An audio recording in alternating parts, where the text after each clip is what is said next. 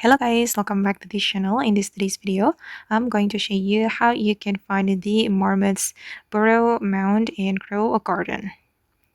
Okay, let's get into it guys. I just bought this Marmot pet from the fall pet shop. And then before I show you how we can find the Burrow mound, I'm going to show you the ability of this Marmot. Okay, I'm going to view it.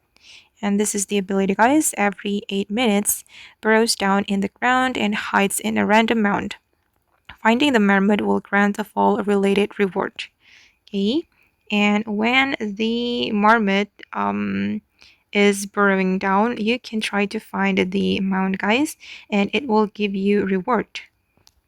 Okay, and when you get this notification, you can immediately find the burrow mound, and it can be anywhere, guys. You can find it on your garden, or you can find it outside your garden. You can find it around the map. You can explore the map, and yeah, it's there. And you need to find it faster before it's gone. And then you can click on the burrow, and you will get fall related reward.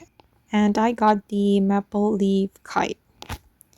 Okay guys, and that's all the video for today. I hope this video will be useful for you. Thank you so much for watching, and bye.